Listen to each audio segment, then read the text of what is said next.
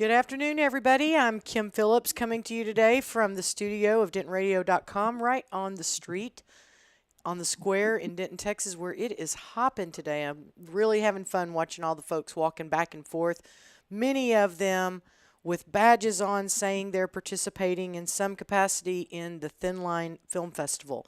And that's what we're here to talk about today. And in fact, I've got one of our filmmakers on the phone right now calling in from Newport Beach, California, RAMSEY Denison. Thanks for being with us today, Hi. RAMSEY. Thanks for having me. I'm happy to be here. RAMSEY is going to be screening his first feature film tonight at the Campus Theater. It's called What Happened in Vegas, and we want to talk a little bit about that today. But before we get into the film, RAMSEY, why don't you tell us a little bit just about yourself? Tell us, are you in the film industry, or is this your first foray into this, or just kind of where you're coming from? Yeah. I was one of those kids who grew up making movies. And, when I was a teenager, I got a job at a television station. I grew up in Florida. And then, I made my way out to Los Angeles in 2004. And I only knew one person in Los Angeles. And the first year in Los Angeles, I was so poor that I ran out of gas 3 times on freeways. But it just so happened that the one person that I knew in the film industry actually hooked me up with a job. So I started out as a machine room operator and then moved up and ultimately became a television editor, which is what I do now. I've edited television shows like Catfish, Untold Stories, Naked and Afraid. I started my career as an editor working on Chris Angel Mind Freak. So I've worked on probably over 30, 40 television shows as an editor. So this was kind of my first film as a director. Okay. Moving into, Yeah, okay, and you said, when we talked a little earlier, you said this is definitely not your first foray into the whole film festival circuit, because you actually had a project that hit the film festivals right out of college, right?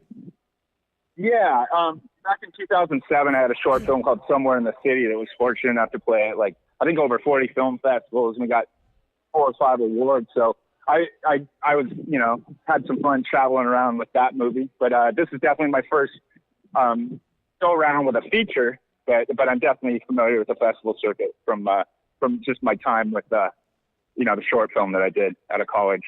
Well, and RAMSEY, you're calling us from Newport Beach, and you're not just hanging out on the beach today, are you?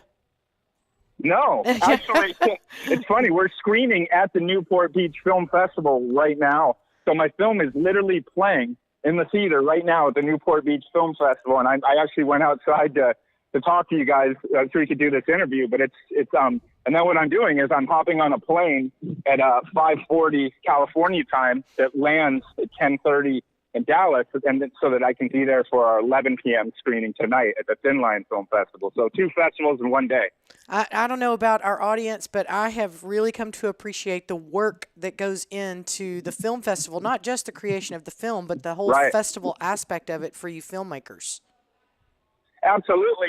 Making the film is actually, I think before I'd done festival circuits, I always thought that, I'm going to make the film and then the festival circuit's going to be a lot of fun. But in truth, making the film is actually half of it.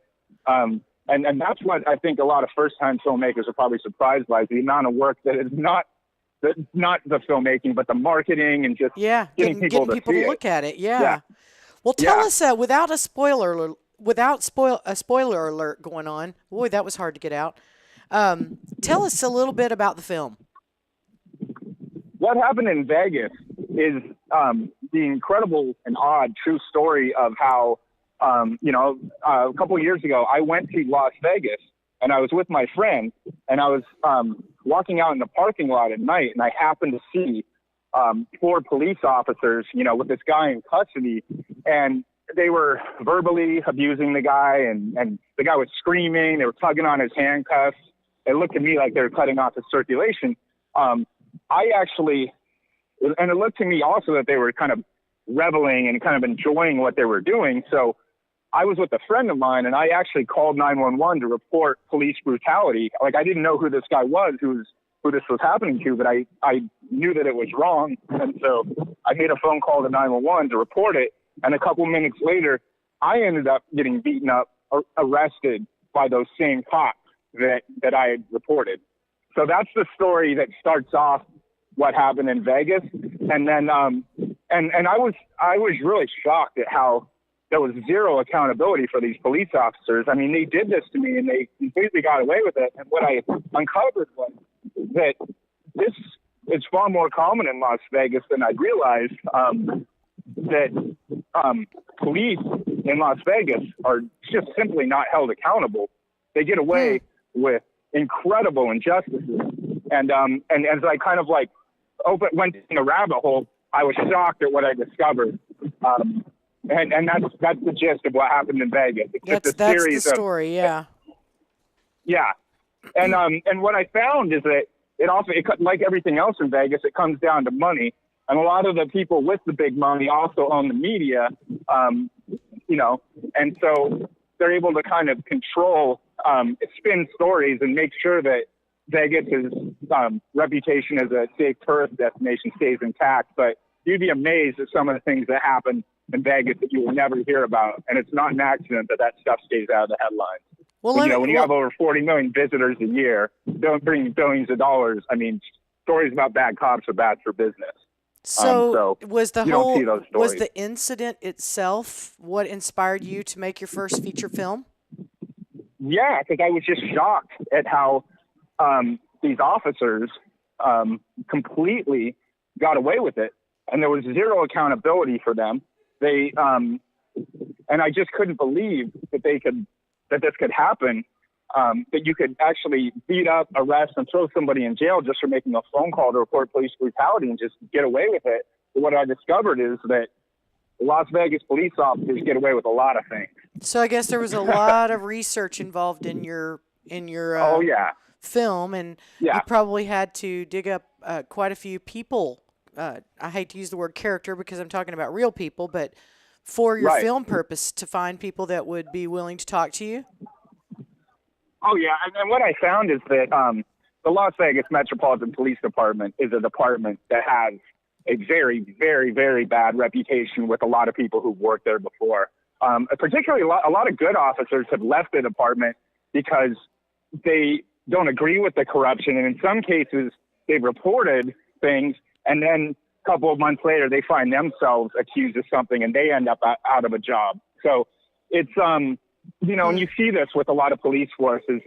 There's something that kind of works against good cops because a lot of times if good cops stand up for what's right and report a superior or something, they end up out of a job or blackballed or what they call a Brady cop, which is like a, I've heard of that happening in a lot of industries for sure. Well, let me ask you this. What I discovered is that it really does happen. It's a real thing. And so, sometimes, sadly, evil wins in Las Vegas. Especially in their police department. I mean, and it hasn't been going there. The murder rate is on the rise. Violent crimes are on the rise. They have a real violent crime problem that they manage to keep out of the media. It doesn't get a whole lot of media attention, but Vegas is a dark place, and not many people hear about that, but that's the truth. They want to sell you on come to Vegas, make a lot of money. Have a great time, but there's a lot of darkness in that town. Yeah, Sin City, I guess. But so let me ask you this. Do you have, based on the experience and the fact that now you've made this feature film that is moving around all over the country in these film festivals and being discovered and raising awareness, do you have any qualms about ever going back to Vegas? Aren't you doing a film festival there in the next few days? I think that I think it sends a very clear message. When officers, are allowed to beat up, arrest, and throw a citizen in jail just because they called 911 to report police brutality, when those officers get away with it, I think the message that's sent is very clear. And the message is, we're not accountable. We can do whatever we want, and we will get away with it. And that's the message that was sent to me, and that's what I believe. So I don't plan on spending a lot of time in Vegas because I honestly believe that if they did do something to me, they'd get away with it, just like they got away with it before. Because Las Vegas Metropolitan Police Department officers are very good at getting away with things. And they're very rarely held accountable. Are they aware that you're coming there to screen this film? I don't know. I'm sure they're very aware of the film. Yeah. But I mean, I don't know what they can do about it. It's the truth. Mm-hmm. You know, the truth is the truth.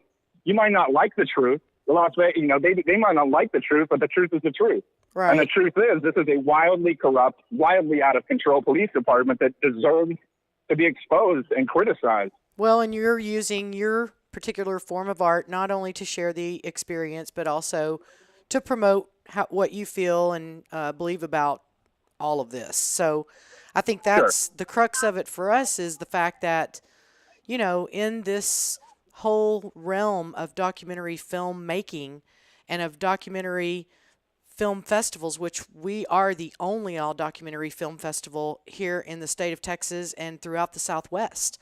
And so having this form of art really does open the door for people to be able to tell their stories through their own eyes and their own experiences. And so we really appreciate you being part of this festival to tell a story like this. Well, I appreciate you guys making me a part of this festival, and I can't say enough nice things about the great experience I've had with Stanton, who's been terrific, and Great. You know, he's been great. So I really appreciate you guys bringing me to the Thin Line Film Festival, and I can't wait to meet you. I'll be there shortly. I know that is fantastic that you're at one festival on one coast, and you'll be right here in the middle of the country in just a few hours doing it here. Your film, it's exciting. Your film screens tonight, 11 o'clock at the Campus Theater. Yep, can't wait. And So, I will be there for a Q&A, and I'd love to meet, you know, anybody who shows up. I'd love to shake hands and meet them and talk with them. That's awesome. And, you know, that's one of our key things that we've learned in Denton by having this film festival, which, by the way, has spawned a couple of other film festivals that now take place in our city, as people have really learned how to embrace this art. And one of the things that makes it so cool at a film festival is the uniqueness of being able to sit in the room with the filmmaker, watch the film, and then be able to talk to him one-on-one, as you know, with our group, to be able to sit there and have this interchange with the filmmaker, which adds this whole layer that you don't get by watching a regular movie or even watching it on Netflix. So, and this movie just came out, you said, in December, right? So it's brand new. Well, we finished the cut in December, and then we started, you know, I mean, like we put the final finishes on the movie in late December, and then we premiered the movie at CineQuest, and we screened at several festivals since then, and we're actually getting ready to screen at 4 festivals just this week. Wow, there's that work. There's that work that goes into it again. Yep, there it is. Yep, and I'll be traveling around, and so I'm really looking forward to traveling around and talking to people and meeting people. Well, that's awesome. We look forward to having you here in Denton, welcoming you to our city. Great. And Ramsey, it's been a pleasure.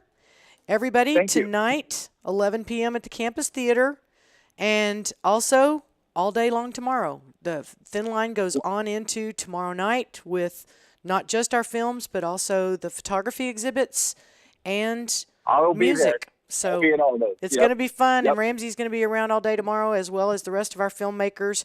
So if you haven't made it out to Thin Line yet, get down here. It's all around downtown, and the sun is coming out, and it's going to be a beautiful, beautiful rest of the weekend. Thanks again, Ramsey. We will see you in Denton, and thanks for listening. Well, thank you for tuning in. We hope you enjoyed the show. Be sure to check out DentonRadio.com to find new Denton artists and where they're playing next. While you're there, check out the rest of Discover Denton to find restaurants, hotels, and tons of great community events.